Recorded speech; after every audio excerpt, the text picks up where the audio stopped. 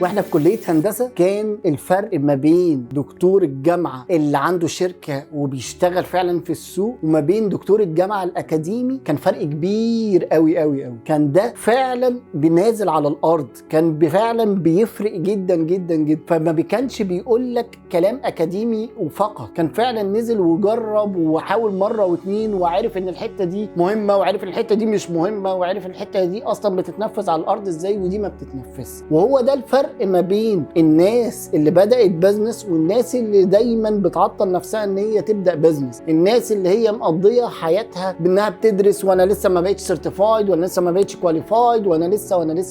ناس دايما خايفة ان هي تنزل تعوم، خايفة ان هي تتحرك، دايما عايزة حد يزقها، مستنية حد يزقها، ومحدش هيجي يزقك عشان تبدأ بزنس. انت اللي محتاج اصلا تفهم انت ليه محتاج تبدأ بزنس، انت عايز توصل في ايه من البزنس ده، عايز توصل لايه من البزنس ده، عايز توصل وتقدم ايه، عايز تسبورت الناس في ايه، عايز تحل مشكلة الناس في ايه. هنا بتبدأ فعلا تنزل على الارض وتشوف المشاكل اللي الناس بيواجهها لما بتاخد السيرفيس وبتاخد البرودكت، وبيحصل تحسين في السيرفيس والبرودكت بتاعك لغاية لما توصل ان انت قدرت تبيع لاكتر من 100 عميل. هنا بتعرف ان انت وقفت على ارض صلبة، هنا بتعرف ازاي تقدر تعمل بزنس جروث. فعشان تقدر فعلا تنزل على الارض انت محتاج تجرب ومحتاج تاخد الريسك ومحتاج ان انت تتحرك وتبدأ تبيع لاول 100 كاستمر.